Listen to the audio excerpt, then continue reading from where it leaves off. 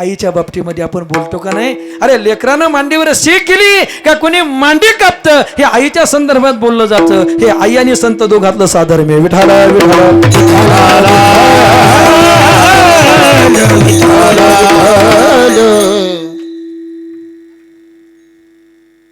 दुरून कुठून तरी कामाला आले. दोघं पती पत्नी, नवीन लग्न झालेलं, गावात ओळख झाली, गावातच रहिवासी म्हणून राहू लागले. कालांतराने त्या माऊलीला दिवस गेले. आनंद झाला पती पत्नीला, उभे झाला दोघांनाही. आपल्याला लेकरू होणार, आपण आईबाप होणार, हा आनंद काही वेगळाच आहे. दिवसामागून दिवस जाऊ लागले. अपघातात पतीचं निधन झालं. अपघातात पतीचं निधन झालं. कोणाच्या आधारानं जगू, कोणाच्या आधारानं राहू? मरावं पती मागं आपणही जावं, आत्महत्या करावी. पण नंतर लक्षात आलं काय, माझ्या पतीचा अंकुर माझ्या पोटात वाढतोय, पतीची निशाणी माझ्या उदरात आहे. मी जगल याच्याकरता, मी कष्ट करील याच्याकरता, मी याला लहानाचं मोठं करील, याच्या बाबतीत पाहिली पतीची स्वप्न मी पूर्ण करील. बाळंत झाली, मुलगा झाला, लहानाचा मोठा होऊ लागला, शाळेत जाऊ लागला. विठाला विठाला तुमच्या ध्यानात आहे ना, तुम्ही उभे कीर्तन संपेपर्यंत तेवढं ध्यानात ठेवा. विठाला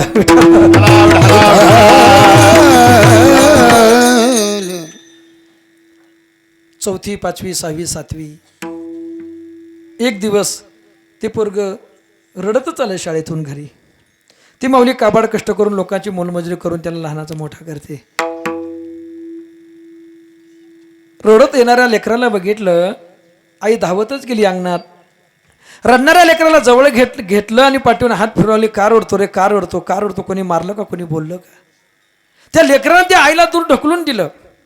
दूर हो माझ्यापासून, लांब हो, माझ्या रडण्याचं कारण तू आहेस. आईला आश्चर्य वाटलं. ज्याच्याकरता जगते, ज्याच्याकरता कष्ट करते, ज्याच्याकरता आत्महत्या करायचं नाकारलो मी, याच्याकरता जगीन, याच्याकरता मरीन, याच्याकरता कष्ट करीन असा विचार करते, ज्याच्या आधारानं जगते. ती म्हणते तुझ्यामुळं, माझ्यामुळं का रे? काय केलं मी? आई, शाळेतून घरापर्यंत, घरापासून शाळेपर्यंत रोज जाता येता लोक चिडवतात मला.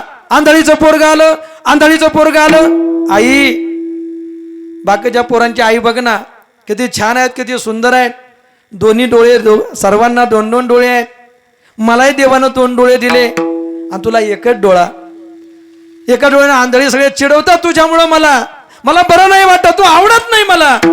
तू का ग एका डोळ्यानं आंधळी, एक डोळा तुला का नाही?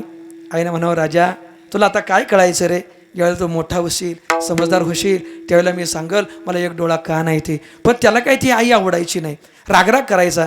ती मनात विचार करायची, एकटी मी एक लेकरू, याच्यासाठी जगायचं, याच्यासाठी मरायचं असं ठरवून काबाड कष्ट याच्यासाठी करते आणि ते लेकरू माझा रागराग करते. मध्यरात्री उठायची, त्या घटनेची स्मृती आठवण झाली की पदराचा बोळा तोंडात कोंबून रडायची.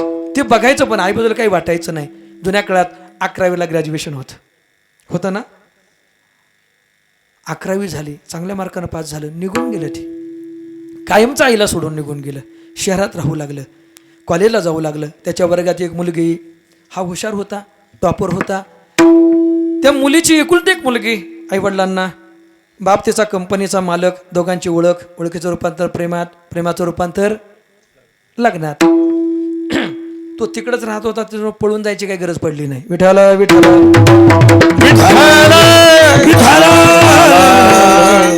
सध्याला पळापळी वाढली, जिकडे तिकडे पळापळीच आहे. आता पंचायत समिती, झेडपी लागली, नगरपालिका लागली, पळापळी सुरू झाली. मला एक माझा विद्यार्थी काल आळंदीमध्ये भेटला, ओंकारच भेटला. त्याने मला एक गोष्ट सांगितली. म्हणलं महाराज, एवढी बिकट परिस्थिती झाली ना, साखरपुडा झालेलं कळा ना, हळद लागलेलं सुद्धा कळा नाही, एवढी पळापळ सुरू आहे. विठाला विठाला हा विनोदाचा भाग नाही आहे, मला इथं तो विषय मांडायचा नाही. पण मुलं अलीकडच्या काळात आईबापाची पतप्रतिष्ठा याचा विचार करायला तयार नाहीत. मला जे वाटतं तेच खरं आहे, तेच बरोबर आहे, ही थोडीशी चुकीची धारणा यांच्या मनात आहे. माझं ते व्यासपीठ इथं बोलण्याचं नाही, ते टाळून मी पुढं जाणार आहे. लग्न झालं, सुखी प्रपंच सुरू झाला. माझं लेकरू जिथं असेल तिथं सुखी राहते ना. काय गरज आहे मला त्याकडे जायची आणि त्याच्या प्रपंचात विष घालवायची. कष्ट करून माऊली जगू लागली. पण जीवनभराचा खडतर प्रवास तिनं पाहिलेला. पतीच्या जाण्याचं दुःख अंतकरणामध्ये होतंच. चिंता आणि कष्ट या दोन्हींचं एकत्रीकरण आणि या त्या माऊलीला एक असाध्य व्याधी जडली दिनकर. जास्त त्रास होऊ लागला. ती दवाखान्यात गेली. डॉक्टरनं चेक केलं आणि सांगितलं माऊली यायला उशीर केला बघा, कॅन्सर झाला आहे तुम्हाला, शेवटच्या स्टेपवर आहे, अजूनही प्रयत्न केला तर वाचू शकता. तिने सांगितलं डॉक्टर साहेब उपचार करून एवढे पैसे खर्च करणे इतपत माझी ऐपत नाही. पण एकच गोष्ट मला विचारायची, मी किती दिवस जगलो? 2 महिन्यापेक्षा जास्त दिवस जगत नाही तुम्ही, नाही उपचार झाले तर. ठीक आहे, बस झालं एवढं आयुष्य. ती माऊली घरी आली आणि मनात एक विचार करते. माझं लेकरू लहान असताना मला एक म्हणायचं, आई सगळे मला आंधळीचं पोरगं म्हणतात, तू 2 डोळे तुला का दिले नाही देवानं? मला दिले, सर्वांना दिले, तुला एकच का दिला? मी म्हणायचे राजा वेळ आल्यावर सांगेल, आता जावं त्याच्याकडं, त्याला एकदा डोळे भरून बघावं, त्याचा भरला प्रपंच डोळ्यांना बघावा, त्याच्या प्रश्नाचं उत्तर द्यावं आणि मरायला आपल्या गावाकडे निघून यावं. विठाला विठाला निघाली. ती निघाली. भला मोठा बंगला, भला मोठा बंगला. आता हा कंपनीचा मालक झालेला घर जावाई, एकुलते एक मुलगी, भला मोठा बंगला. जाऊ लागला दारात. वॉचमन अडवलं. कुठं? फाटलेली साडी, केसांचा झाप डोक्यावरती, अंगावर सुरकुत्या पडलेल्या, चेहऱ्यावर सुरकुत्या पडलेल्या, कष्टाने शरीर खंगून गेलेलं. ए जाऊ दे ना बाबा, माझा लेक राहतो रे इथं, माझा लेक राहतो, कोणाला खरं वाटेल? जाऊ नको, जाऊ नको. ती जाऊ दे म्हणते. गडबड ऐकली गेटवरची आणि मुलगा गॅलरीमध्ये आला. समोर बघितलं, त्याही अवस्थेत त्या आईला ओळखलं त्यानं. माय लेकराची नजरानजर झाली. सुपा एवढं काळी झालं आईचं. आता लेकरानं बघितलं, हाक मारील, ए येऊ दे रे, आईच आहे माझी. पण तसं घडलंच नाही. यानं त्यांना सांगितलं होतं मी अनाथ आहे, मला आईबाप कोणीच नाही, सगळे मी लहान असतानाच मेले घरात. आता त्याने विचार केला, आता तर माझ्या बायकोला सासू सासऱ्याला मी म्हणालो माझी आई तर मला काय म्हणतील. आईला वाटलं आता हाक मारून मला आत बोलावून घेईल. पण त्या सांगितलं कोण रे? साहेब. ती म्हणते आई आहे तुमची. आई मेली लहान असतानाच मी, ती कोण आईला ओळखत नाही मी, हाकलून दे. जात नसेल तर कमरात लात घालून एखाद्यानं गरम तेल करून कानात ओतावं, असं त्या माऊलीला वाटलं. आल्या पावली निघून गेली. 2-3 तासाचा कालावधी गेला. मध्ये कंपनी जायची याची वेळ झाली. आलिशान गाडी दारामध्ये उभी राहिली. ड्रायव्हरनं दरवाजा उघडला, गाडीमध्ये बसला, निघाला. फॅक्टरी त्याची घरापासून 5-7 किलोमीटर, 2-3 किलोमीटर गेला असेल. रस्त्याच्या बाजूला एक 5-50-100 लोकांची गर्दी. काय झालं?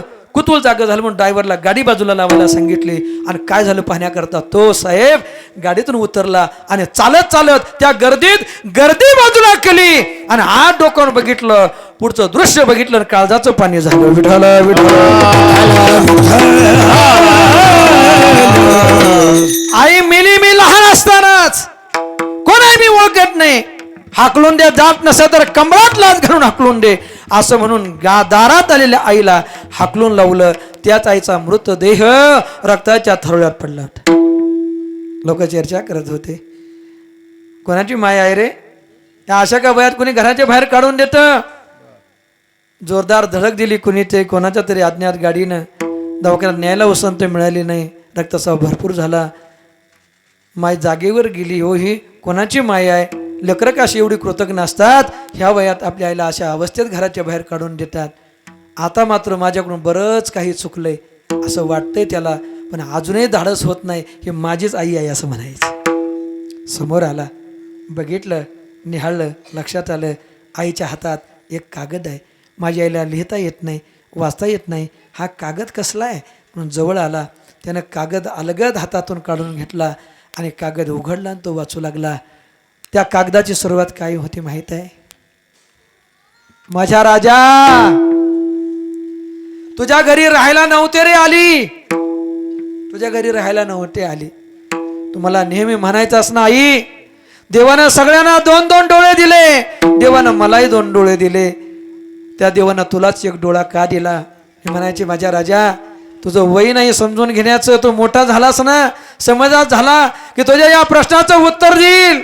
मला असाध्य व्याधी जडली, मी काही दिवसाची सोबती नाही, मरण हात जोडून माझ्या समोर उभा आहे. मी ठरवलं होतं तुझा भरला प्रपंच एकदा डोळ्यानं बघेल, भरल्या डोळ्यानं तुला बघेल, तुझ्या प्रश्नाचं उत्तर देईल आणि मरायला गावाकडं निघून जाईल. पण माझ्या राजा, एवढंही सांगायची संधी सुद्धा तू मला दिली नाहीस. दारातून हाकलून दिलंस. मला लिहिता येत नाही, मला वाचता येत नाही. एका शाळकरी मुलाकडून तुझ्यासाठी ही चिठ्ठी लिहून घेतली. माझ्या राजा, कर्मधर्म संयोगानं ही चिठ्ठी मिळालीच तुला तर तुझ्या प्रश्नाचं उत्तर मिळालं. विठाला विठाला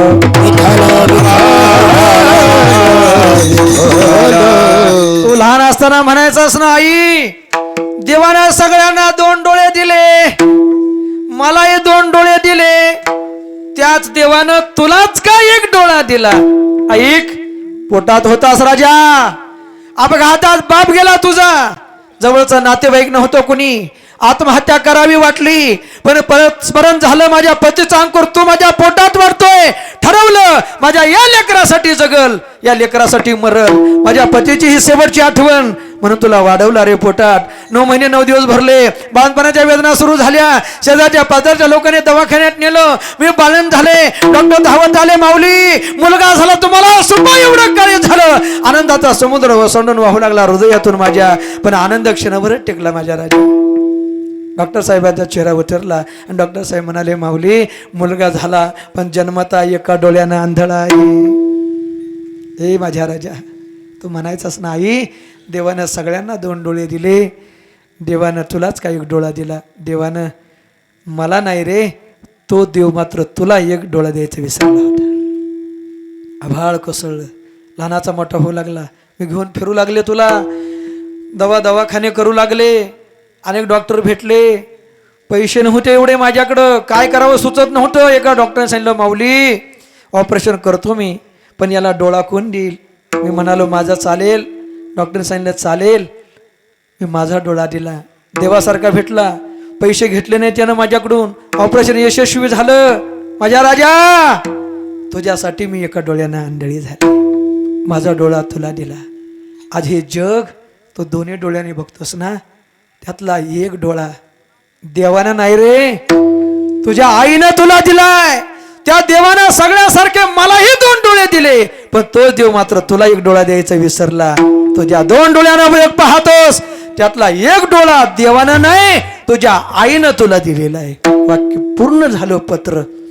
आता मात्र हातातलं कागद खाली गळून पडला, धावत आला, रक्तानं माखलेला आईचं कलेवर उचलून मिठी मारली, हांबरडा फोडला, आई चुकलं माझं, आई माफ कर.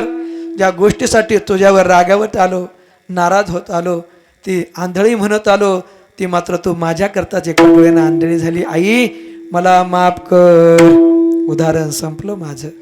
एक प्रश्न मी तुम्हाला विचारतो,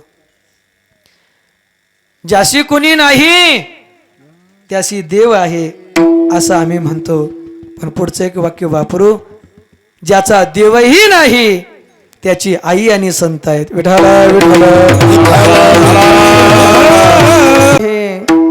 ऐसे कळवळ्याची जाती करीला भाव प्रीती, तुका म्हणे माझे तुम्हा संतावरी ओझे, ऐसी कळवळ्याची जाती करीला भावेन प्रीती. विठ्ठल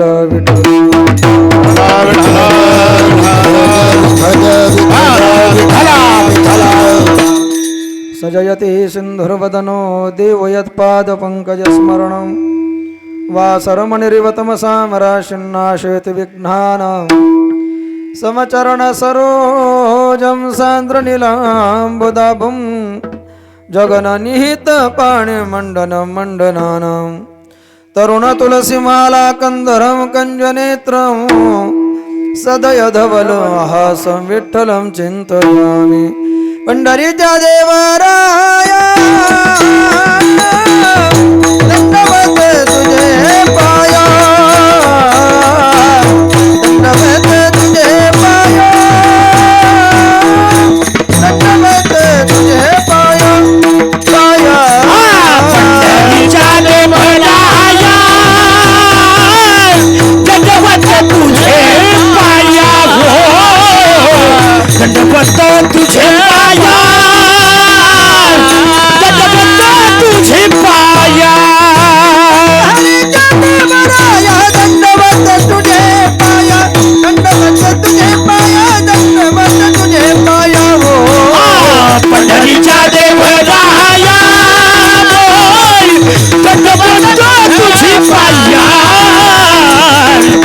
दंडवत तुझे पाया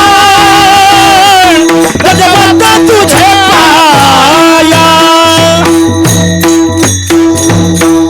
मूकं करोति वाचालं पंगुं लंघयते गिरिं यत्कृपातमहं वन्दे परमानन्दमाधवं नारायणं नमस्कृत्यं नरं चैव नरोत्तमं देवी सरस्वतीं व्यासं ततो जयमुदीरयेत् मङ्गलभवन अमङ्गलहारी द्रवहुषु दशरथ जिरबिहारी जय जय जय हनुमान गोसाई कृपा करहो गुरुदेव की नाई हे आसुदी ठेजायावरी झळके का पद्म करो माथा पारुखे तो जीवची बरे तुके महेश एवढे जय महिमेचे करणे देवाचाळपणे वाणू मी कमणे का सूर्याचे अंगा उठणे लागत असे किवता कल्पतरुवरी फुलोरा काही सेने पाहुणे रो क्षीरसागरा ऐसा कबणे वासिका पुरा सुवासुदेव चंदनात काही सेने चर्चावे अमृतात केवते रांधावे गगनावरे बबावे घडे केवे तैसे श्री गुरुचे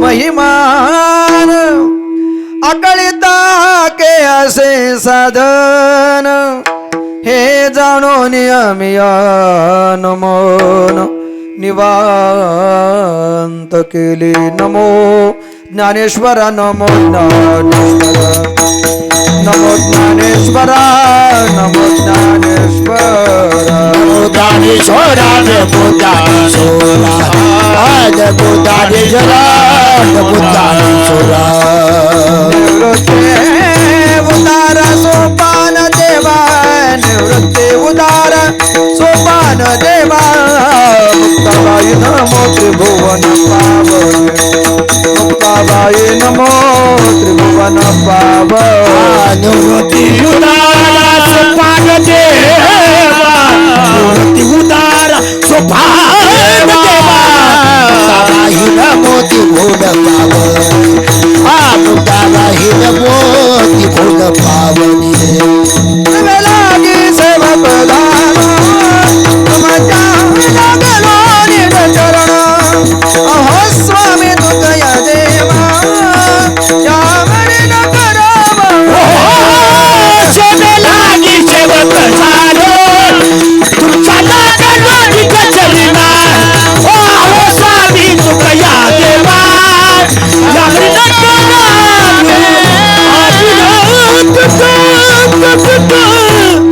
लेकुराचे हित वाहे माऊलीचे चित्त ऐसे कळबळ्याचे जाती करेला भाविण प्रीती प्रस्तुत प्राप्त स्थळी प्राप्त प्रसंगी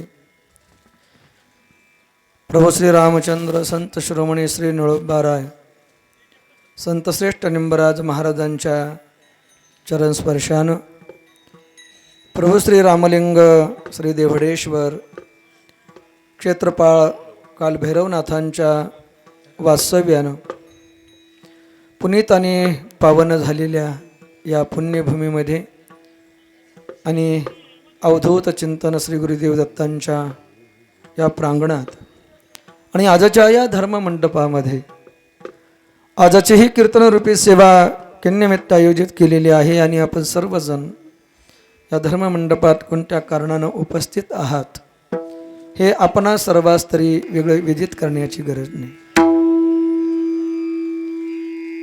आदर्श पुत्री, आदर्श भगिनी, आदर्श पत्नी, आदर्श माता, एकंदरीत स्त्री जातीमध्ये जन्माला येऊन आयुष्याच्या शेवटच्या क्षणापर्यंत आपल्या मातृत्वाचा, स्त्रीत्वाचा स्वाभिमान अंतःकरणामध्ये ठेवून जीवनभर एक आदर्शवत भूमिका ज्या माऊलीनं हे लोकातले निभावले, सर्व नाती जीवनभर प्रामाणिकपणाने सांभाळीने अखेर गेले 1 वर्षापूर्वी अखंड सौभाग्याचं लेणं कपाळावरती घेऊन अखंड वज्रचुडे मंडित सकल सौभाग्य संपन्न या पद्धतीनं ज्या माऊलीचं आपल्यातून जाणं घडलं, ते कैलासवासी आदर्श माता अखंड सौभाग्यवती हिराबाई गोपीनाथ कर्डिले या माऊलीला आपल्यातून जाऊन आज 1 वर्ष पूर्ण होत आहे. माता पित्यांच्या निधनानंतर त्यांच्या आत्मशांती करता पुत्रांनी करावयाची जी कर्म असतात त्यातलं असणारं एक नैमित्तिक कर्म आहे, ज्याला वर्ष श्राद्ध किंवा पुण्यस्मरण असं म्हणतात. माऊलीचे दोन्हीही मुलं आदरणीय श्री संतोषजी असतील, आदरणीय श्री श्रीकांतजी असतील, 2 कन्या आहेत. एक सौभाग्यवती आमची स्वातीताई असेल, दुसरी सौभाग्यवती आमची विजयाताई असेल, आणि या माऊलीचे पती आदरणीय श्रीपूज्य पिता श्री गोपीनाथ रावजी कर्डिले, की ज्यांनी या सुंदर असं उभ्या असणाऱ्या मंदिराची जागा, बरोबर ना साहेब, या मंदिराकरता दान दिली. भूमिदाने होसी भूमी पाळू, कनकदाने कांती शीतळू, या ज्ञानोबरायांच्या उक्तीप्रमाणे एक धार्मिक कामाकरता, धार्मिक वास्तूकरता या परिवारानं ही जागा या ठिकाणी दान दिली. ते आदरणीय या परिवाराचे आधारस्तंभ या माऊलीचे पतिदेव आदरणीय श्री गोपीनाथरावजी कर्डिले, माऊलीच्या दोन्ही सुना असतील, मग सुनैनाताई असेल, आमची आशाताई असेल, या माऊलीची माऊली अजून जिवंत आहे. गंगा भागीरथी सुलाबाई रणपिसे, अगदी माऊली जिवंत असताना लेकीचं संसारातून जाणं, हे लोकातून जाणं किती क्लेशदायक आणि दुःखदायक असतं, हे वेळ आल्यानंतर अनुभवानं ज्याला त्याला कळतं. अशा या भरल्या परिवारातून अगदी नातवंडांची तर मोठी यादी आहे. तन्मय, अंजली, ओवी, मनस्वी आणि नयन, हे सर्व नातवंड आहेत. या भरल्या परिवारातून अचानक पद्धतीनं या माऊलीचं जाणं घडलं.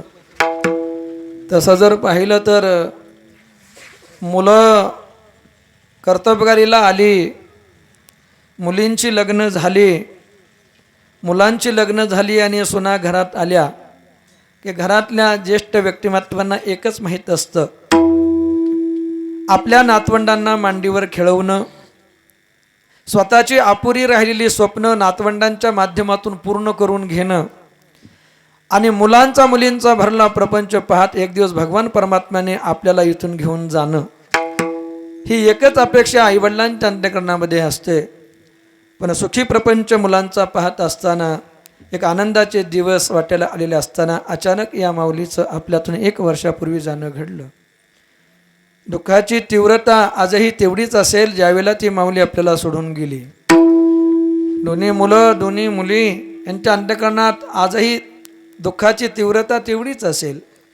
अकाली मातेचं जाणं, अकाली पत्नीचं जाणं, पण तरीही हे आपल्या अंतःकरणातलं दुःख बाजूला ठेवून उभी आयुष्यभर माझ्या खांद्याला खांदा लावून प्रपंच करत असताना, माझ्या पत्नीनं जीवनभर संसाराची सुखदुःख सहन करत असताना, आपल्या अंतःकरणातली दुःख शल्य अंतःकरणामध्ये दाबून ठेवत माझ्या प्रपंचाला हातभार लावला नव्हे, खांद्याला खांदा लावून या प्रपंचाचा गाडा ओढला.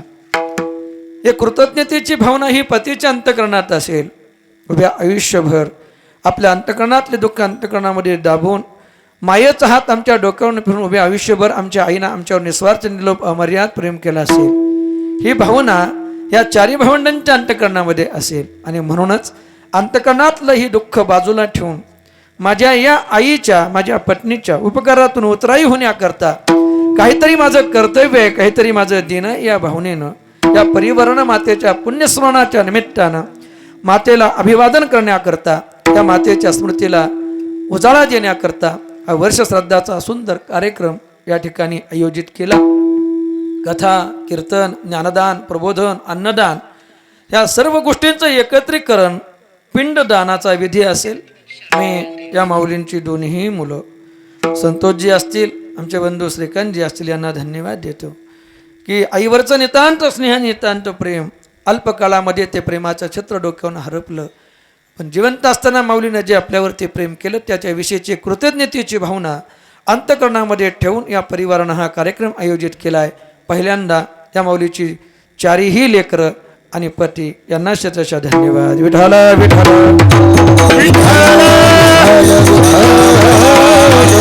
या मातेच्या स्मृतीला अभिवादन करण्याकरता आपण सर्व मंडळी, नातेवाईक, ग्रामस्थ मंडळी उपस्थित राहिला.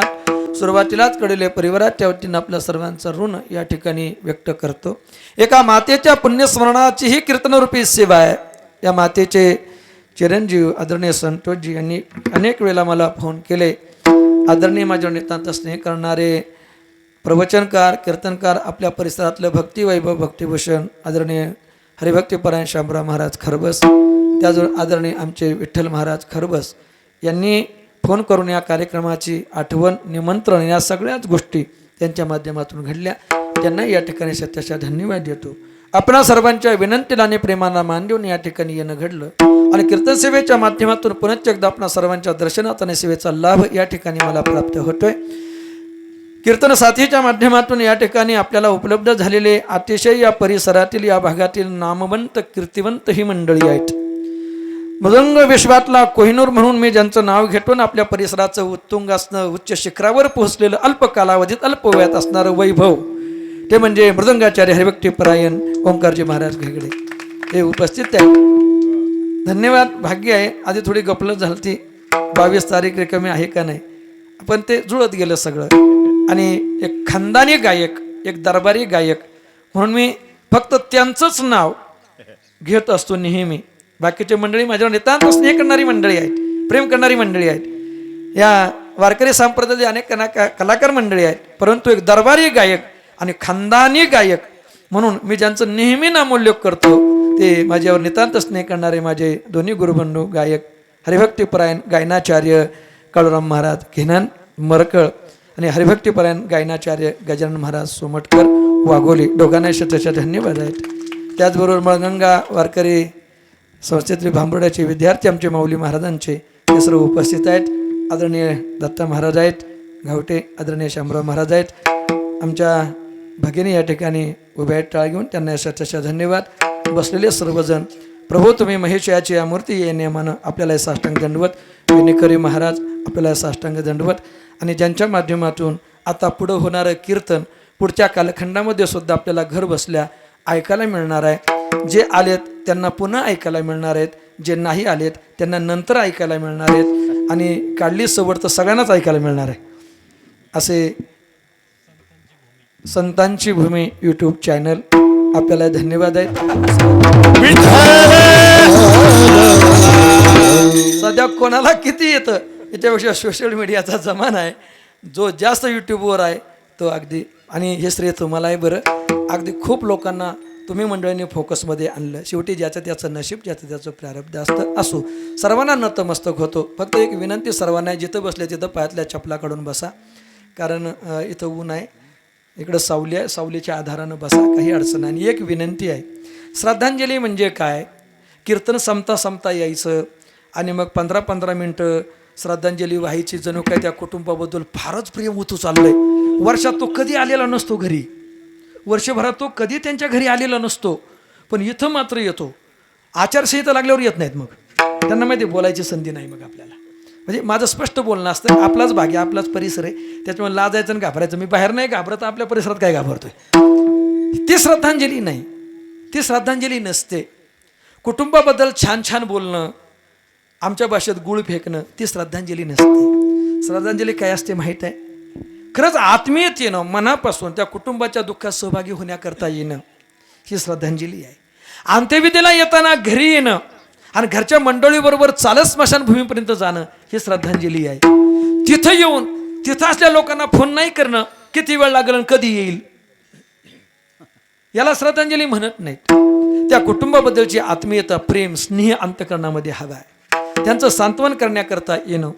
इथं बसल्यानंतर तुमच्या मनात एकच भावना पाहिजे, कीर्तन ऐकता ऐकता मी ज्या व्यक्तीसाठी आलो, ज्यांच्यासाठी आलो, त्यांच्या जीवात मला शांती प्राप्त व्हावी, त्यांना उत्तम गती प्राप्त व्हावी, याकरता मला जे करता येईल ते सर्व काही या धर्ममंडपात बसलेलो असताना मी करील, ही जी भावना तुमच्या अंतःकरणात आहे, हीच खरी त्या व्यक्तीला श्रद्धांजली आहे. वाजवून टाळ्या थोड्या, पटलं असलं तर.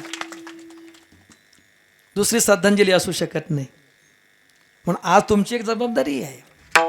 आज मी धर्ममंडप, बाकी तर काही मी देऊ शकत नाही, पण एक करू शकतो, माझ्या जवळचा थोड्याशा पुण्याचा वाटा, थोडासा भाग त्या व्यक्तीच्या उत्तम गती करता, सद्गती करता मी संकल्पित करू शकतो. पण माझ्याकडे पुण्य किती आम्हाला सांगता येणार? पुण्य करता होय पाप, दूध पाजुने पोशिला साप, बस आम्हाला सांगता येत नाही. मग आम्ही आता पुण्यार्जन करायचं इथं, आणि इथं केलेलं पुण्यार्जन याच मंडपात त्या व्यक्ती करता समर्पित करायचंय, संकल्पित करायचे. काय करायचंय? इथं बसलेले असताना एक संकल्प करायचा आहे, या धर्ममंडपात बसलेलो असताना ही हरिकथा श्रवणाचं जे पुण्य मला मिळणार आहे, या धर्ममंडपामध्ये बसलेलो असताना नामसंकीर्तनाचं जे पुण्य मला प्राप्त होणार आहे, आजचं हे सर्व पुण्य त्या व्यक्ती करता मी संकल्पित करतो की ते पुण्य त्या व्यक्तीला प्राप्त व्हावं आणि त्या व्यक्तीला उत्तम गती प्राप्त व्हावी. हीच खरी त्या व्यक्तीसाठी श्रद्धांजली. विठाला विठाला आणि म्हणून ज्या ज्या वेळेला नामस्मरण होईल, ज्या ज्या वेळेला विठ्ठल विठ्ठल भजन होईल, ज्या ज्याला विठोबरखमाई भजन होईल, त्या त्यावेळेला सर्वांनी न चुकता अंतःकरणपूर्वक हातानं टाळी आणि मुखानं नामस्मरण करायचंय. हे अवघड आहे का? आता मी कोणाला प्रश्न विचारणार नाही, जरी विद्यार्थी माझ्या पुढे बसलेले असले तरी. प्रश्नोत्तराचा तास आपल्याला चालत नाही, ते त्यांच्या मॅडमचं काम आहे. मी कशाला कोणाला प्रश्न विचारू? मलाच काही येत नाही, मी कोणाला काय विचारू? मग तसलं काही विचारणार नाही. म्हणून एक काम तुम्ही जबाबदारीनं करायचंय, हातानं टाळी आणि मुखानं नामस्मरण. विठाला विठाला. एका आदर्श मातेच्या पुण्यस्मरणाची ही कीर्तनरूपी सेवा मला प्राप्त झाली, आणि म्हणूनच कीर्तनरूपी सेवेकरता जो अभंग निवडलाय तो जगद्गुरु जगदवंद्य श्रीमंत संत देहुनिवासी वैराग्याचे मूर्तिमंत पुतळे महाराष्ट्र भूषण जगद्गुरु तुकोबाराय यांचा 4 चरणांचा संतपर प्रकरणातला आणि आईचं रूपक करून संतांचं वर्णन करणारा 4 चरणांचा अभंग चिंतनरूपी सेवेकरता विठाला विठाला. संतांचं महिमा, संतांचं महात्म्य, संतांचं मोठेपण वर्णन करत असताना ते कसे आहेत हे आपल्याला सोप्या भाषेमध्ये समजावं, याकरता जगद्गुरु तुकोबार यांनी संतांसाठी एका व्यक्तिमत्वाचं रूपकाची योजना या अभंगाच्या माध्यमातून केलेली आहे. जगद्गुरु तुकोबाराय म्हणतात, मी माझा सर्वस्वी भार कल्याणाचा, मोक्षाचा, हिताचा त्या संतावर टाकून निश्चिंत झालोय. तो का म्हणे, माझे तुम्हा संतावरी ओझे, आणि ते माझं हित करणार आहेत, साधणार आहेत. तेचे माझे हित करीती सकळ, जेने हा गोपाळ कृपा करी. तो भगवान परमात्मा माझ्यावर कृपा करील असं माझं हित संत करणारच आहेत.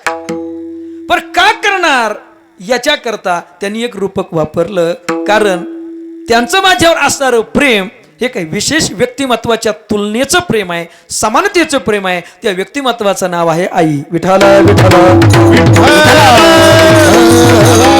जसं आई आपल्या लेकराच्या हिताची कामना, कल्याणाची कामना अंतःकरणामध्ये ठेवून जीवनभर निस्वार्थ निर्लोभ अमर्याद प्रेम त्या लेकरावर करत असते, तत्व तेच यानं आईच्या अंतःकरणानं माझ्यावर प्रेम करणारे हे संत आहेत. आणि मग तिन्ही चरणातून आईच्या प्रेमाच्या संदर्भातली रूपक केली. तिचं माझ्यावरती असणारं प्रेम, संतांचं माझ्यावरती असणारं प्रेम आईसारखं आहे. जसं आईचं चित्त लेकराच्या हितात गुंतलेलं असतं, हिताचीच कामना करतं, मातेची या चित्ती अवघी बाळकाचीच व्याप्ती, तसं संतांचं माझ्यावर प्रेम आहे. लेकराचे हित वाहे माऊलीचे चित्त, असं संतांचं माझ्यावर प्रेम आहे. जे प्रेम करतात, जसं आई आपल्या लेकरावर निस्वार्थ निर्लोभ अमर्याद प्रेम करते, तसंच प्रेम संतांचं माझ्यावर आहे. आयशी कळवळ्याचे जाते करे लाभाविन प्रीती. आणि त्याच प्रेमापोटी 9 महिने 9 दिवस आपलं भार उदरामध्ये वागवत, अंतकाळाच्या वेदना सहन करत आम्हाला जन्माला घालते आणि आमच्या आनंदाकरता आपलं सर्वस्व, जशी ती आई आमच्यानं ओवाळून टाकते, पोटी भार वाहे त्याचे सर्वस्वही साहे, तसं आमच्या हिताची कामना अंतःकरणामध्ये ठेवून तिथून इथं आलेले हे संत महात्मे जीवनभर निस्वार्थ भावनेनं आमच्याच कल्याणाचा विचार करतात. येथे उपकारासाठी आले घरच्या वैकुंठी ते संत आणि आई या दोघातली ही समानता आहे. जसं लहान लेकरू आपल्या कल्याणाचा भार आईवर टाकून निश्चिंत होतं, तसंच आम्ही आमच्या कल्याणाचा भार संतावर टाकून निश्चिंत झालो. अभंगाचा सरळ अर्थ तुम्हाला समजला. कीर्तन संपलं. विठाला विठाला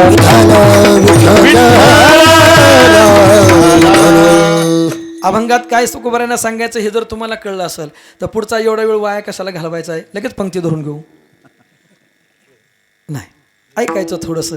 आता फक्त तुम्ही आणि मिळून मी दोघांनी मिळून गप्पा मारायच्या नियोजित वेळेपर्यंत आणि सेवेला विराम द्यायचा. ऐका, देव आणि संत हे एकच आहेत. दोघांच्याही मनात कामना आहे तुम्हा सर्वांच्या कल्याणाची आणि हिताची.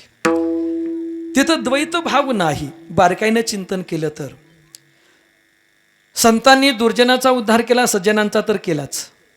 देवानेही दुर्जनांचा उद्धार केला, भक्ताचा तर केलाच. फरक थोडा थोडा आहे. त्याचा विचार इथं मांडायचा नाही, हे जन्माचं कीर्तन नाही. मात्र म्हणून या दोघांनाही काही नात्यातल्या उपमा संत महात्म्यांनी दिल्या.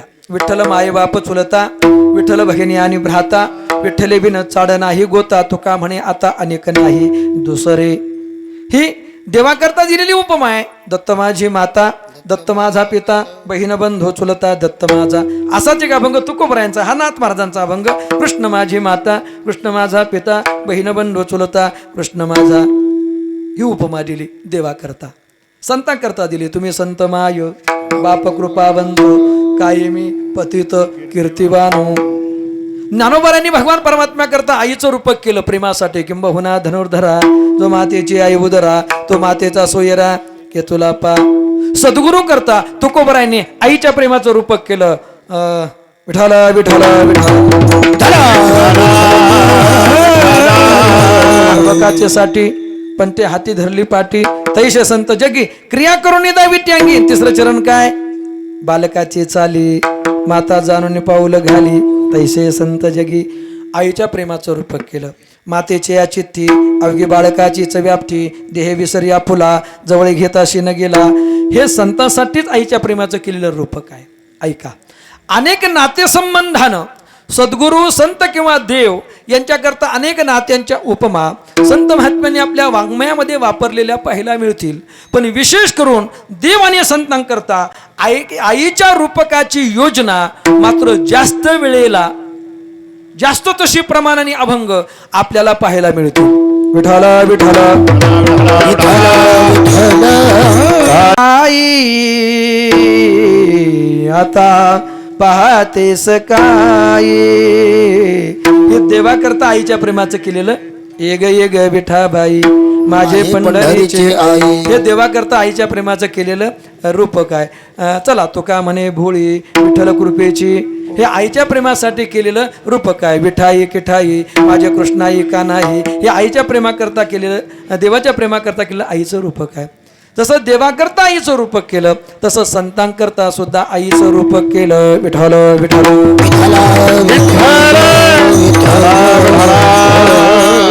अनेक ठिकाणी, आता मी 2-3 अभंग तुम्हाला यापूर्वी म्हणून दाखवले चरण. अनेक ठिकाणी माता पिता देवगुरु ऐसाज्याचा एक विचारू नाथ महाराजांनी सुद्धा वर्णन केलं. मग एक असा प्रश्न पडतो की नातेसंबंधानं देव किंवा संत यांना उपमा देत असताना अनेक नात्यांच्या उपमा संत महात्म्यांनी केल्या, पण प्रकर्षानं आईच्याच प्रेमाचं रूपक जास्त प्रमाणात केलेलं आपल्याला का पाहायला मिळतं? त्याचं कारण आहे संत आणि देव यांचं निस्वार्थ निर्लोभ अमर्याद प्रेम संतांचं साधकावर आणि देवाचं भक्तावरती आहे. यात थोडीशी तुलना करायची ठरली तर देवाचं भक्तावर केलेलं प्रेम त्याच्या तळाशी, त्याच्या बुडाशी कुठंतरी स्वार्थ पाहायला मिळेल. कारण तो तुमच्यावर प्रेम करतो. मगाशी मी महाराजांनी एक प्रमाण म्हणून दाखवलं की तुकोबाराय म्हणतात मी लोकांना आवडतो, पण का आवडतो? माझ्याकडे तो गुण आहे म्हणून. विठ्ठल विठ्ठल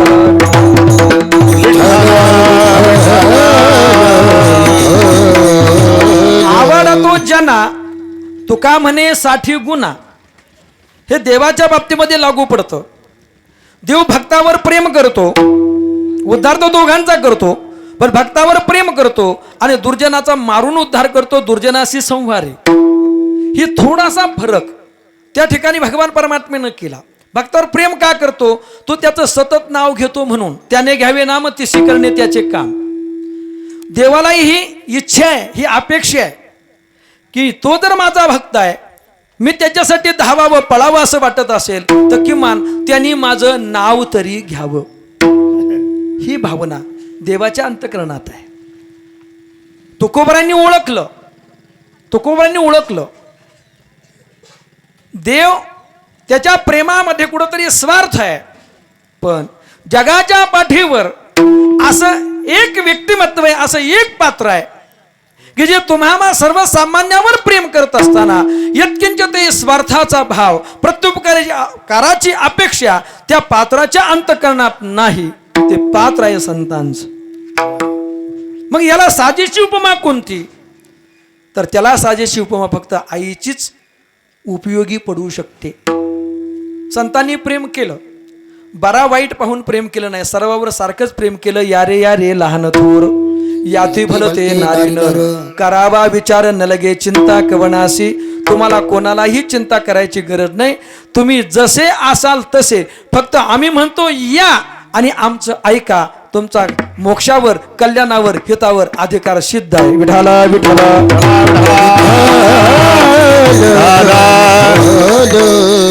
पण ज्ञानोबरायांच्या बाबतीमध्ये बोलताना नाथ महाराजांनी हे तर सांगितलं ना, भले दिया भावे सर्व जाता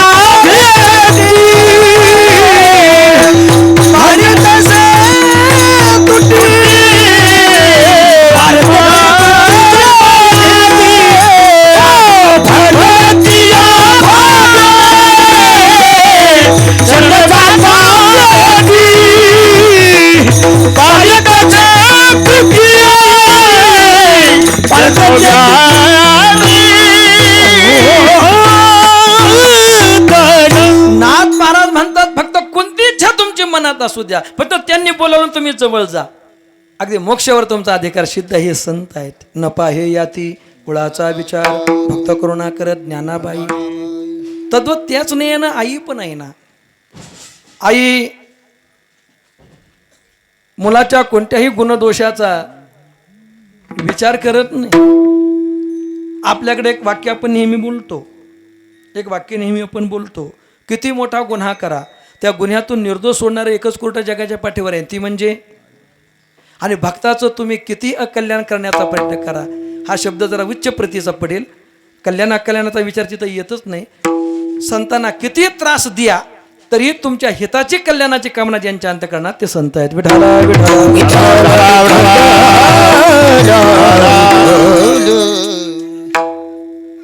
ढोक बाबा एक वाक्य नेहमी वापरत असतात, अरे आईला फेकून भाकरी वाढा, तरी ती फेकून टाकलेली दिलेली भाकरी खात असताना तुम्हाला आशीर्वाद दिल्याशिवाय ती मरत नाही. तसं संतांना किती त्रास द्या, पण तुमचं कल्याण हित साधल्याशिवाय ते इथून जात नाहीत.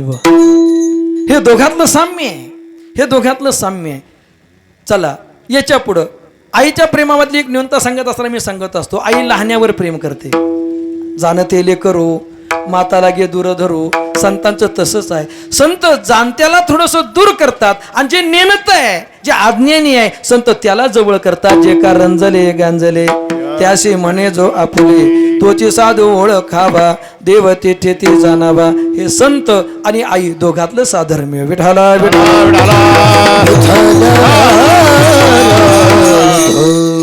फार विचारपूर्वक संतांचं वाङ्मय हे निष्कलंक, त्रिकाला बाधित अबाधित वाङ्मय आहे.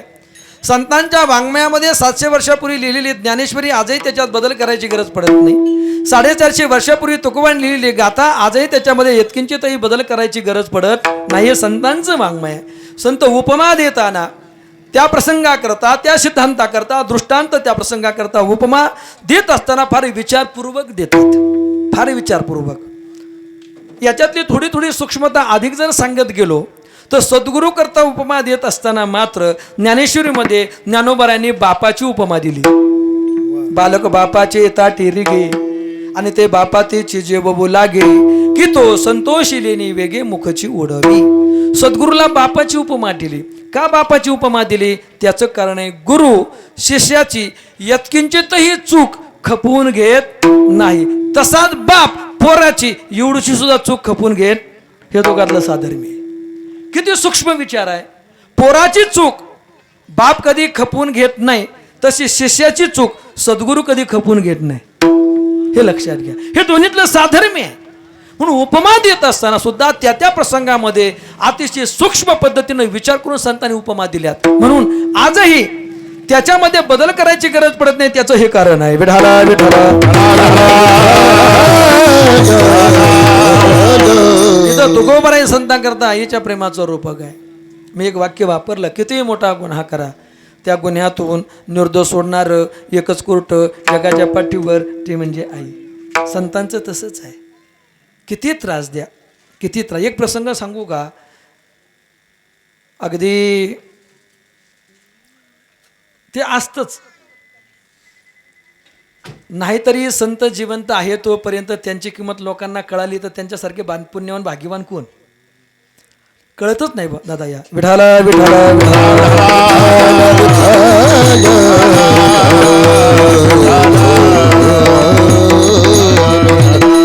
मला काय माहिती तुम्ही येणार आहे. पेटी घेऊन आलो असतो.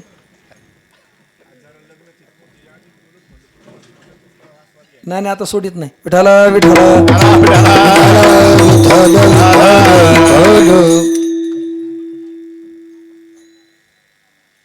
गावचं राजकारण हे तुकोबारायांच्या काळात सुद्धा होतच, आजही आहे. राजकारणी लोकांनी म्हणजे गावातले जे असतात विघ्न संतोषी म्हणा, त्यांनी तुकोबारांना सोडलं नाही. तसं आता सध्याच्या काळात तर अवघडच आहे. कारण काय घडलं माहीत आहे. आणि या गोष्टीला चांगली लोक बळी पडतात. दिनकर बुवा रोज तुकोबारायांच्या कीर्तनाला बसणारा आणि पुढच्या रांगेत बसून तुकोबारायांचं कीर्तन ऐकणारा मंबाजी बुवा, पण गावगुंडांनी राजकारण केलं आणि त्यांच्या राजकारणाला बळी पडला.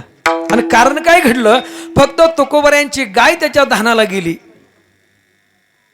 आणि गाय गेली शेतात, काही थोडंसं धान खाल्लं म्हणून तिथलीच कुंपण घातलेलं काट्यासहित काठी मोडली आणि तुकोबारायांना मारलं. किती मारलं? थोडं नाही मारलं. अंगावरचा अंगरका फाटून अंगातून रक्त निघल एवढं मारलं. विठाला विठाला विठाला विठाला रक्त निघेपर्यंत दर एकादशीला तुकोबारायांचं कीर्तन व्हायचं पांडुरंगाच्या मंदिरात. आणि सगळ्या अगोदर समोर बसलेला असायचा मंबाजी बुवा. आणि कधीही विचार करा तुम्ही, बारकाईने बघा, कीर्तनकार त्याच माणसाकडे पाहून कीर्तन करतो ज्याला त्याचं कीर्तन समजतं, तो तिकडून प्रतिसाद देतोय. रडक्या मरक्या चेहऱ्याकडे कीर्तनकार कधीच बघत नाही. म्हणून काही महाराज मंडळी सुद्धा रडके मरके पुढे बसू देत नाहीत. उठा म्हणतात, मागे जाऊन बसा. त्याचं कारण ते आहे, कीर्तनावर परिणाम होतो त्याचा. सुज्ञ श्रोता विद्वान होता, दशग्रंथी ब्राह्मण होता मंबाजी बुवा. एवढं मारलं. एकादशीचं कीर्तन तुकोबाराय काय म्हणतात का अशा गोष्टींना? संध्याकाळचं कीर्तन सुरू झालं. पंचपदी गळ्यात विना आला, कीर्तनाचा अभंग चाल झाली. आताच येईल मगच येईल, पण मंबाजी बुवा आलेला दिसेना. तुकोबारायांनी विचार केला, नेहमीचा श्रोता माझा मंबाजी बुवा कीर्तनाला रंगत येणार नाही. तुकोबाराय म्हणले, थोडं वेळ भजन करा रे. मंबाजी बुवा कीर्तनात नाहीत, कीर्तनाला रंग भरणार नाही. मी आता जाऊन मंबाजी बुवांना घेऊन येतो. निघाले. मंबाजी बुवाचा वाडा दारात उभे राहिले ना हाक मारले, मंबाजी बुवा. तुकोबारायांचा आवाज ओळखला, आला आणि वाड्याच्या दारातच उभा राहिला.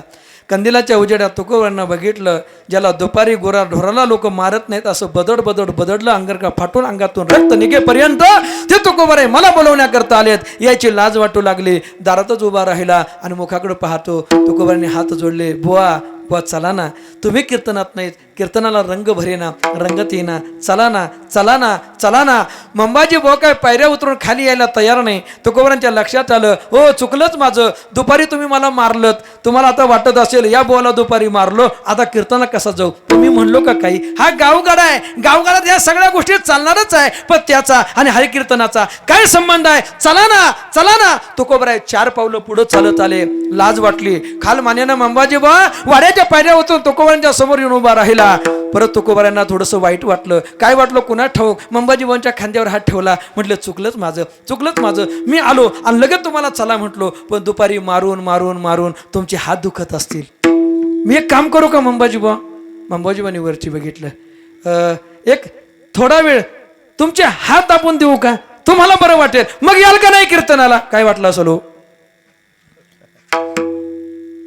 ज्याला दुपारी शिव्या दिल्यात, मोकार शिव्या दिल्यात, आता तो संध्याकाळी त्याच्या सत्यनारायणच्या पूजेचं आमंत्रण द्यायला घरी आलाय. काय वाटावं या घटनेनं, ज्याला मारलंय दुपारी ते तुकोबार आहे. बोलवायला आलेत कीर्तनाला, चला स्वतः कीर्तनकार बोलवायला आले. काय वाटलं असेल, महाराज डोळ्यातून अश्रू वाहू लागले. मंबाजी बुवांच्या बदडलं, लोक जनावराला मारत नाही असं, आणि ते तुकोबार बोलवायला आले, मिठी मारली महाराज पायाला मिठी मारली आणि ओरडून उठले. मंबाजी बुवा हाताला धरून उभं केलं मंबाजी बुवांना समोर, आणि तुकोबार म्हणतात, बुवा असं काय करता तुम्ही, दशग्रंथी ब्राह्मण, मी कुणबी कुणात जन्माला आलेलो, मग तुमचं जर मी पाया पडून घेतलं तर मला नरकात जागा मिळायची नाही. कोण म्हणतं, तुकोबार आहे समोर उभं केलं आणि हात जोडले मंबाजी बुवानं, आणि रडत विचारतात, बुवा लोक जनावराला नाही मारणार हो, एवढं मारलं दुपारी तुम्हाला मी, तरीही तुम्ही मला नेण्याकरता कीर्तनासाठी इथपर्यंत आलात. बुवा तुम्हाला तुम्ही ओळखू शकत नाही, नेमकं तुम्ही आहात कोण. तुकोबाराय म्हणतात, अरे मी कोण आहे हे मलाच कळत नाही, तर तुला काही सांगू.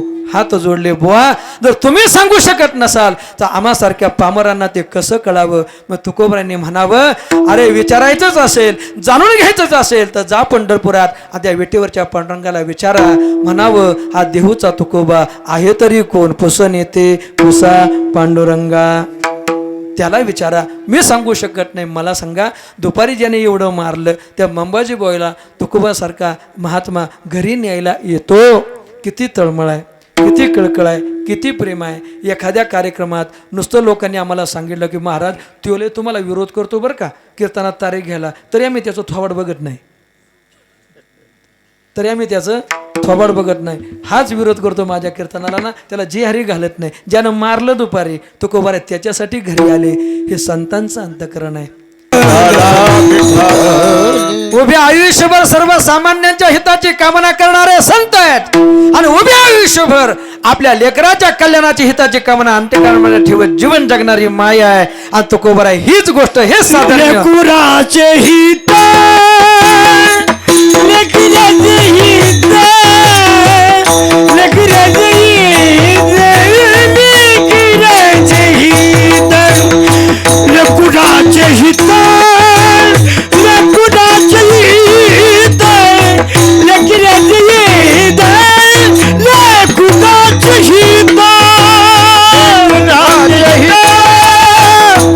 लेकराचे हित, लेकराचे हित,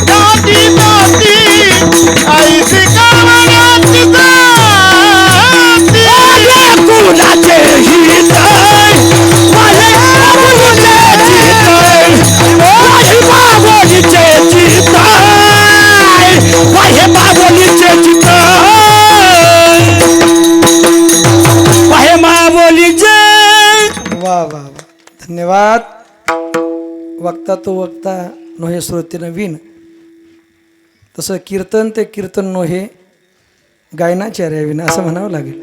अगदी कीर्तनाला एक सुशोभीकरण करणारी जशी मंडपाची झालर तसे मंडळी आहेत. विठाला विठाला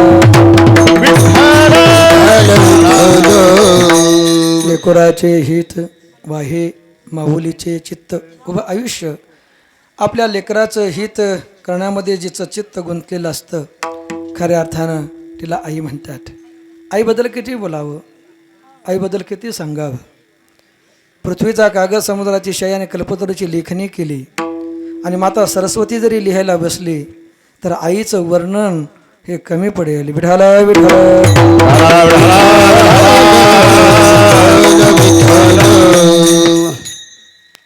मुलांच्या कार्यकर्तृत्वामध्ये आईचा आधार, आईचं योगदान फार मोठं आहे. विठाला विठाला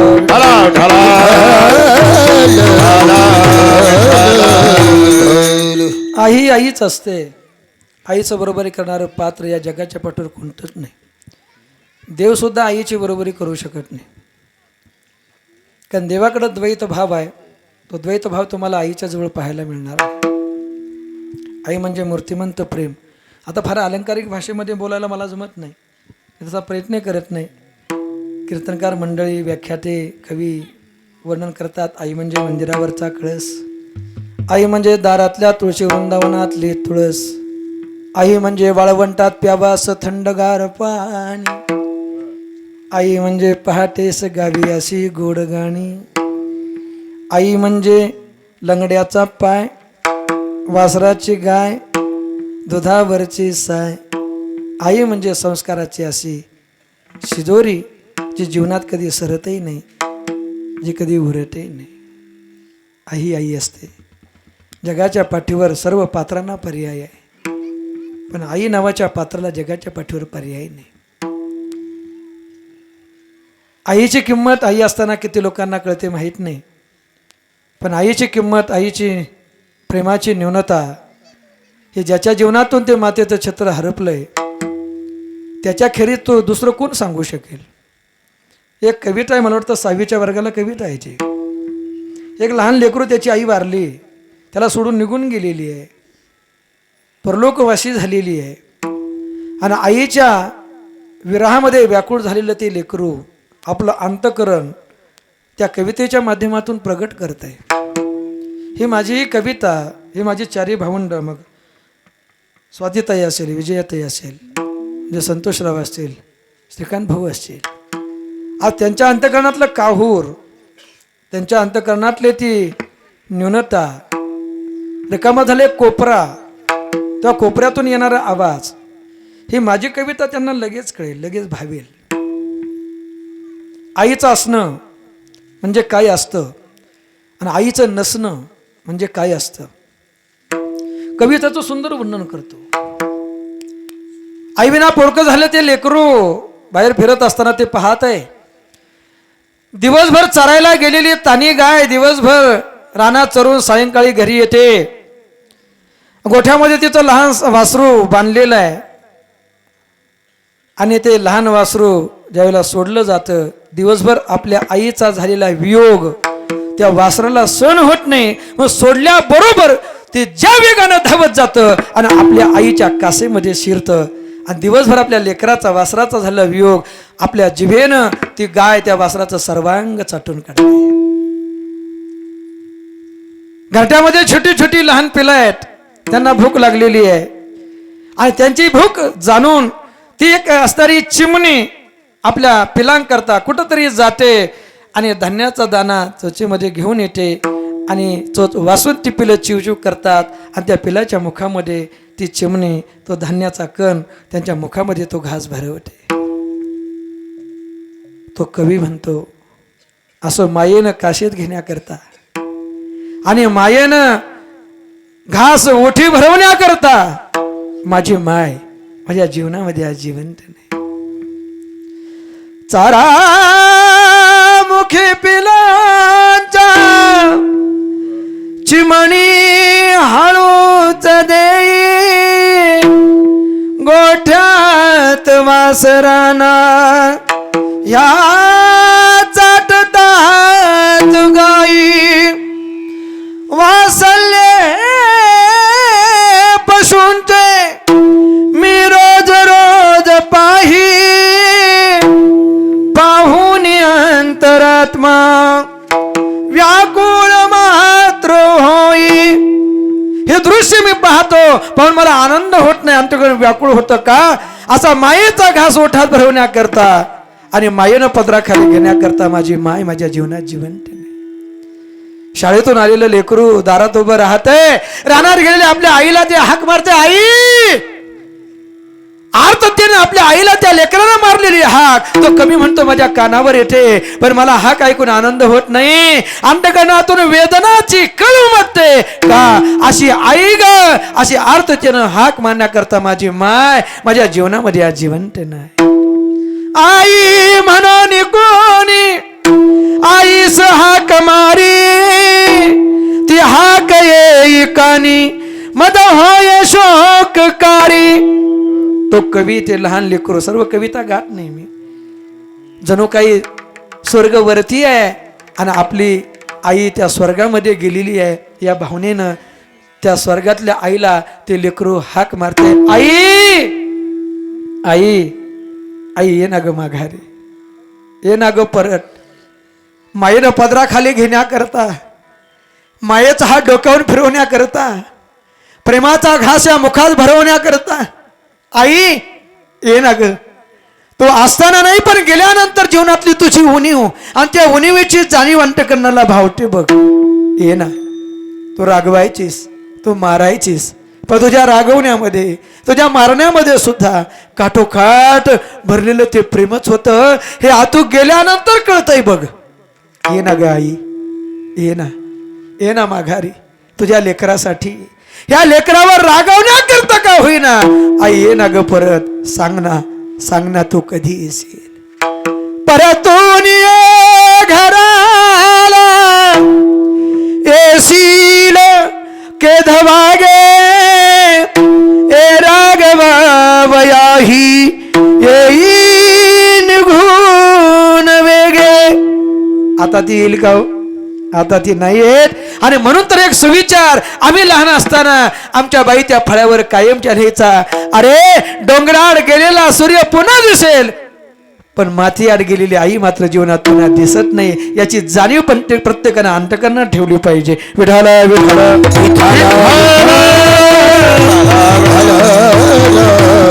आई म्हणजे जीवनातलं प्रेम, मायेचा सागर. आई माझी मायेचा सागर कविता म्हणणार नाही मी पूर्ण. आई म्हणजे जीवनातलं मूर्तिमंत प्रेम, तो मायेचा सागर. कधी सरतही नाही, तो कधी उरतही नाही. स्वामी तिने जगाचा आई विना भिकारी, आई सारखे दैवत साऱ्या जगतामध्ये नाही. हे एवढ्या करतात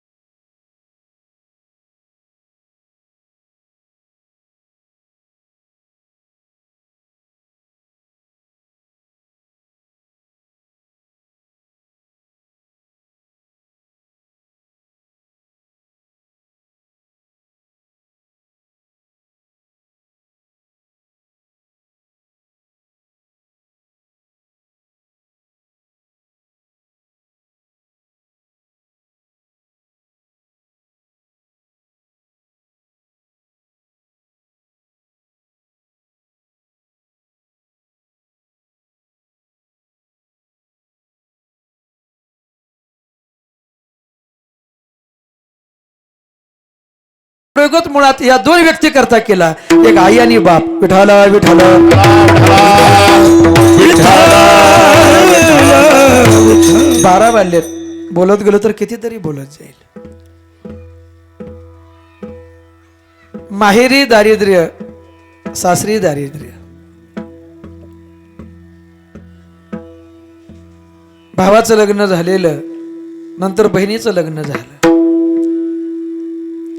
आयुष्यभर काबाड कष्ट करून थकलेली माऊली अंथरुणाला खेळली. रोज मोलमजुरी केल्याशिवाय घरची चूल पेटू नये अशी परिस्थिती.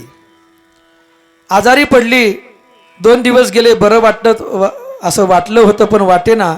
मग सकाळी सकाळी कामावर निघालेल्या पोराला त्यानं हाक मारले, ए दाद्या, काय गाय, ए मला असं वाटतं आता माझं काय खरं नाही. आई चांगली आहेस गो तू, काय होणार आहे तुला, काय होत नाही बघ. ए तरी पण एक काम कर ना, ताईला फोन लाव ना, म्हणा उभ्या बघ का होईना पण येऊन भेटून जा म्हणा. भावाने तिथून फोन लावला, ताई आई आठवण काढते, येऊन जा. बरं बरं बरं म्हणाली. तिनं फोन ठेवून दिला, पण पर्याय नव्हता, कामाला निघून गेली. 2-3 दिवस गेले, आलीच नाही ती. रोज तो फोन करायचा, आई फोन करायला लावायची, येईल म्हणायची, यायचीच नाही. पण म्हातारी अंथरुणाला खेळली.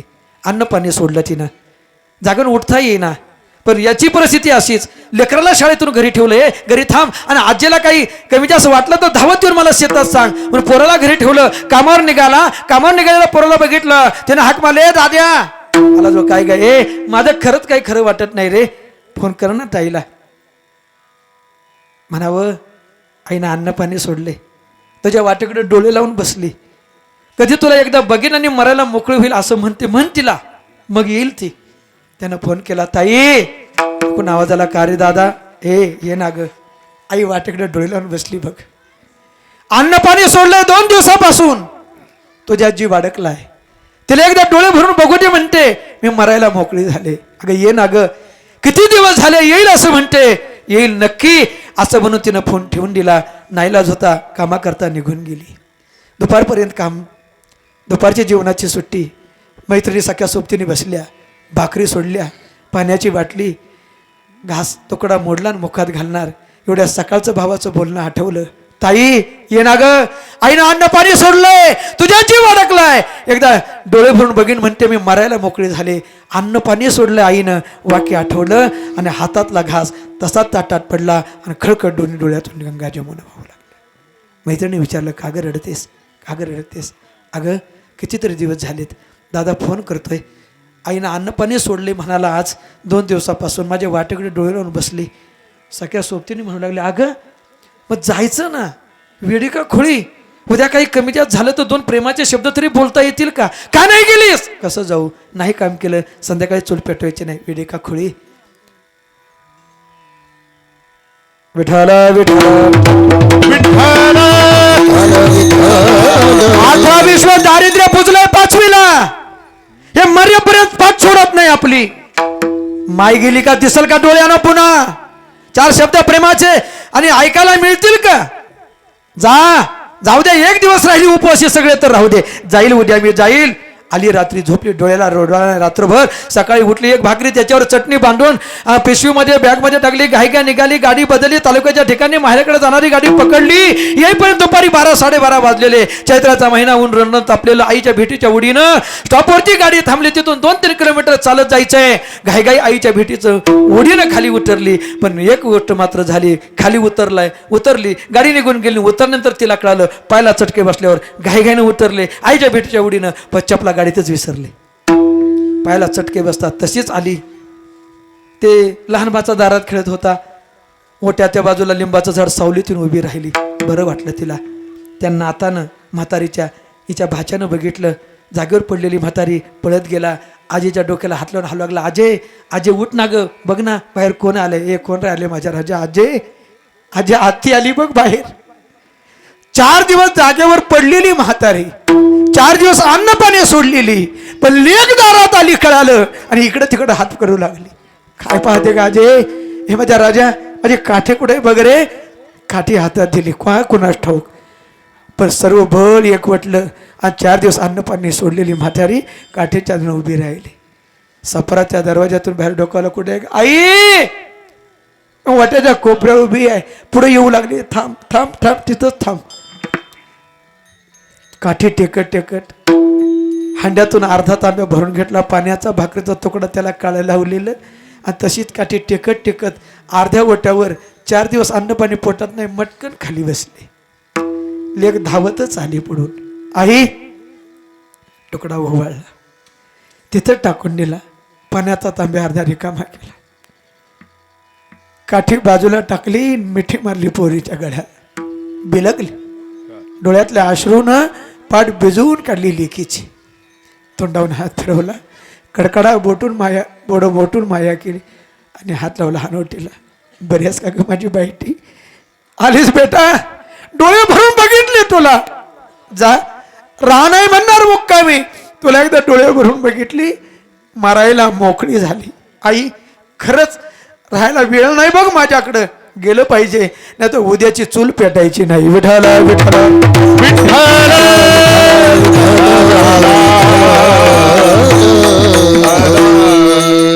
पुढचा भाव सांगत बसणार. ही आई आहे, ही माई आहे, हे आईचं प्रेम आहे. फार काही हवं असतं, फार काही पाहिजे असतं, अशातला भाग नाही. फक्त माहेरात आलं, प्रेमाचे थाप, प्रेमाचा हात पाठवून फिरवला गेला, कडकड बोट मोडून माया झाली आणि हानवटीला हात लावून विचारलं, माझी बाईटी कशी आहेस ग? मी सांगितलं ना की आनंदाचा समुद्र ओसंडून वाहतो, पण ज्या दिवशी ती माई जाते त्या दिवशी समजावं, आज माझ्या माहेरच्या आनंदाचा समुद्र कोरडा झाला. ही आई आहे. लेख किती कामात असू द्यात, पोरगा घरी आला आणि त्याला दारातून आत आलेलं बघितलं तर खाटेवर पडून असणारी म्हातारी पण तोंडावरचं पांघरून काढून त्याला विचार, आलास का र? आलो आई. ए जेवला का? कुठं नसला जेवला तर 2 घास खा, उपाशी राहू नको. आई पोटाची चिंता करत असते. जेवला ती माई जाते, पोरं घरी येतात, स्वागत करणारे सगळेच असतात, पण जेवला का विचारणारं कोणी नसतं. आज रिकाम्या कोपऱ्यातून तो आवाज यावेळेला येत नाही, ती मायेची हाक ज्यावेळेला कानावर पडत नाही, त्यावेळेला मात्र त्या प्रेमाची किंमत कळत असते. ही आई असते. आईबद्दल किती बोलू, दिवसभर बोलत गेलो तरी माझं बोलणं कमी पडेल. एवढं सगळं ती करते, एवढी माया करते, एवढं प्रेम करते, लेकराच्या सुखी आनंदाची प्रपंचाची कामना करते. पण या मोबदल्यात ती आपल्या लेकराकडून मागते काय? ती आपल्या आपत्याकडून मागते काय? एक सांगू का, लेकरावर केलेल्या प्रेमाच्या मोबदल्यात जर ती काही मागत असेल, तिला माही काही म्हणा. निस्वार्थ निर्लोभ प्रेम करत आपलं सर्वस्व आपल्या लेकरावर टाकणारी ती माया असते. याचंच वर्णन केलं अभंगाच्या दुसऱ्याच्या. आईसी कामा जाती जाती, आईसी कामा जाती जाती, आईसी कामा जाती जाती, आईसी कामा जाती जाती, आईसी कामा जाती जाती, आईसी कामा जाती जाती, आईसी कामा जाती जाती, आईसी कामा जाती जाती.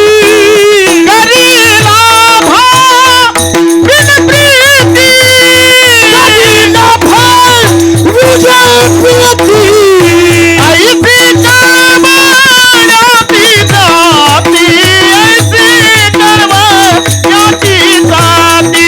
आईसी कामा जाती जाती, आईसी कामा जाती जाती, आईसी कामा जाती जाती, आईसी कामा जाती जाती, आईसी कामा जाती जाती, आईसी कामा जाती जाती, आईसी कामा जाती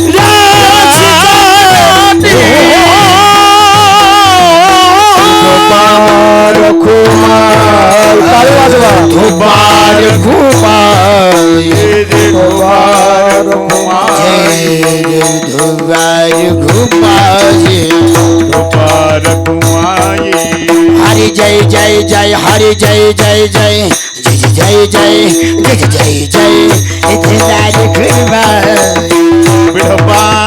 कुमार आय हरी जय जय जय हरी जय जय जय हरी जय जय जय जय जय जय जय जय विठोबार कुमार विठोबान कुमार विठोबार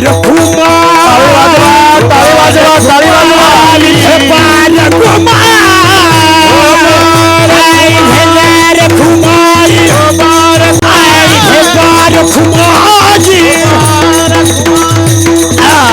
धुपार कुमार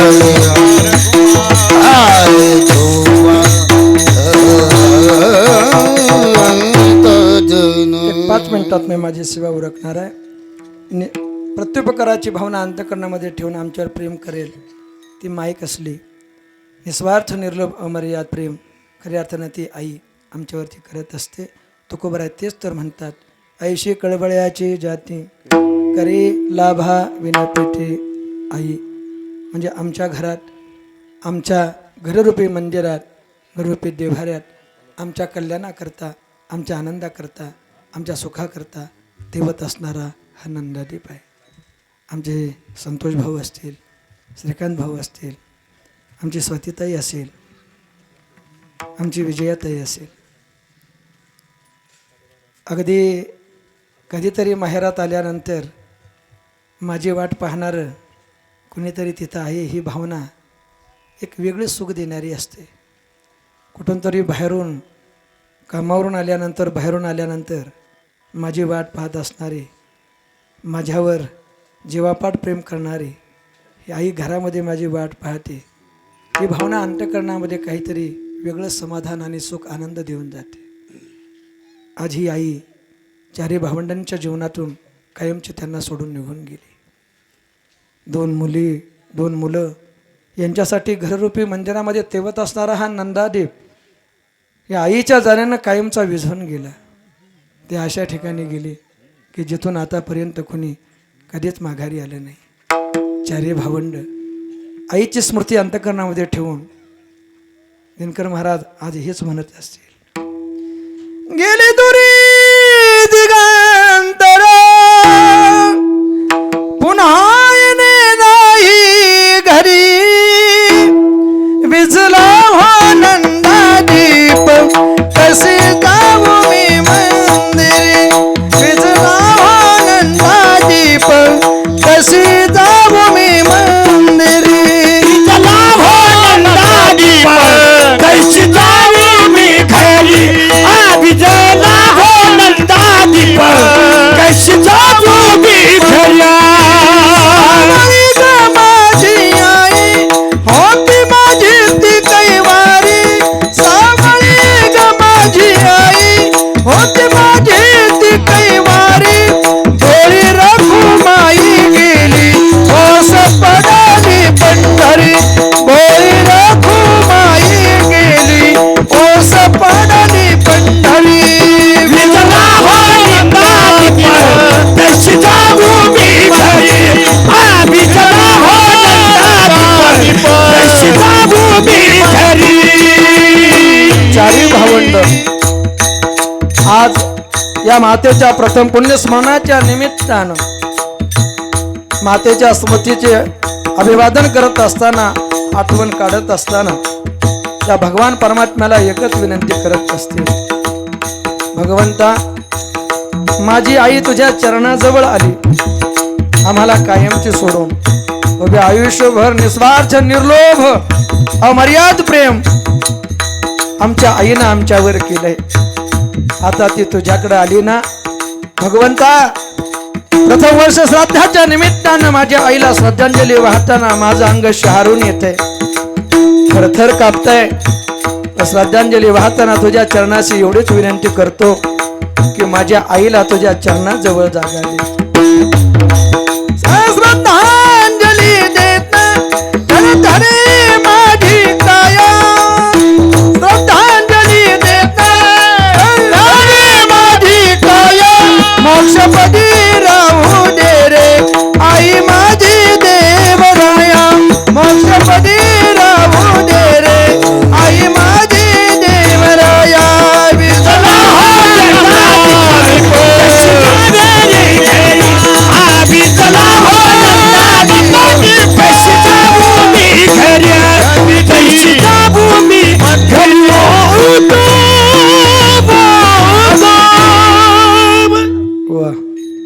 चारी भावंड आज आईच्या या प्रथम स्मृती दिनाच्या निमित्तानं भगवंताच्या चरणी एवढीच प्रार्थना करत असतील.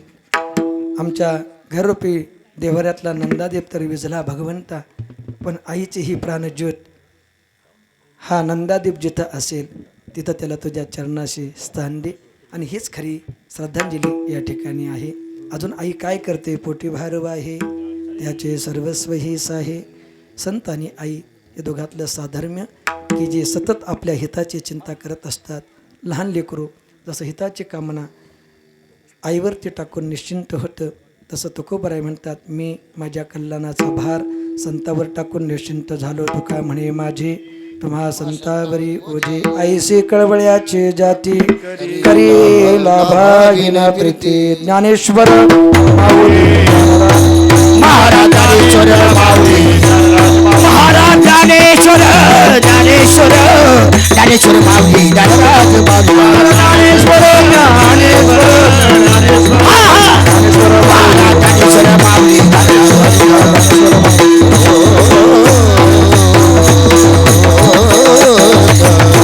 अखंड सौभाग्यवती अखंड वज्रचूडी मंडित सकल सौभाग्य संपन्न वैकुंठवासी हिराबाई गोपीनाथ कर्डिले या माऊलीला आपल्यातून जाऊन आज 1 वर्ष पूर्ण होत आहे.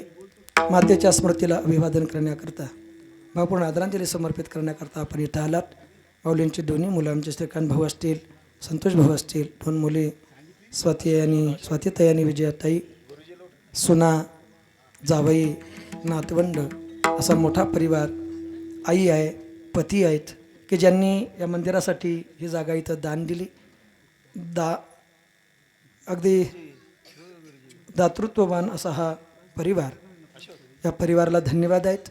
मातेच्या स्मरणाचा हा सुंदर मोठा कार्यक्रम या परिवाराने या ठिकाणी आयोजित केला. तुम्हाला धन्यवाद देतो. मातेच्या स्मृतीला अभिवादन करण्याकरता आदरांजली समर्पित करण्याकरता आपण सर्व नातेवाईक ग्रामस्थ मंडळी उपस्थित राहिलात. कर्डिले परिवाराच्या वतीनं आपणा सर्वांचं ऋण व्यक्त करतो. सर्व साथकरी मंडळी धन्यवाद आहेत.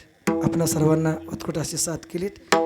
काय होतं, मला थोडासुद्धा विक्षेप जमत नाही तुमच्या माहिती करता. फक्त गावे म्हणून सण करतोय आणि आपली माणसं म्हणून. नाही तर एवढंसं सुद्धा बोललेलं मला खपत. ही मंडळी माझ्यासोबत असतात सगळी, जमतच नाही. ही किलकिल फिलफिल सगळ्यात महत्त्वाचा सध्या कीर्तन आहे, बाकीचं असं ते नंतर आहे. कीर्तन चालू असताना तुम्ही मी एखादा प्रसंग उभा करतो त्यावेळेला इथं बेंबीच्या देठापासून एवढं सोपं नाही. प्रसंग उभा करणं एवढं सोपं नाही. आम्हाला प्रसंगात शिरवावं लागतं. ज्यावेळेला तुमची किलकिल ऐकायला येते आणि माझं निम्म लक्ष तिकडे गेलं का अख्ख्या अगोदर उभ्या केलेल्या प्रसंगावर पाणी पडतं. म्हणून ज्या गोष्टीला ज्यावेळेला महत्त्व द्यायचं त्यावेळेला त्या गोष्टीला दिलं पाहिजे. किलकिल काही करू नका. कसं गाव आपलं आहे, महाराज आपला आहे, सगळी मंडळी आपली आहेत म्हणून चाललं आहे, अडचण नाही. काय आपलेच आहेत ना सगळे, पण बाहेर हे जमत नाही मला, अजिबात नाही. अगदी सर्वांना पुनश्च एकदा धन्यवाद. या चारी भावंड आमचे गोपीनाथ त्या कडेले असतील त्यांच्याही वतीनं आपलं ऋण व्यक्त करतो. या मातेच्या स्मृतीला अभिवादन करत भावपूर्ण आदरांजली समर्पित करतो. ही बडी बडी मंडळी आपण इथं बोलावलीत आणि आपल्यासाठी. तर ही मंडळी छोट्या कार्यक्रमात कमी बजेटमध्ये येत नाहीत. तुमच्या माहिती करता, तुम्हाला माहिती आहे तुम्ही यातली आहात, ऐकून तरी योग्यता कळते. पण फक्त मी सांगितलं आमच्या गावातला कार्यक्रम आहे, घरचा कार्यक्रम आहे, तुम्हाला यायला लागते आणि आम्हाला शूटिंग करायचे, तुमच्याशिवाय जमत नाही.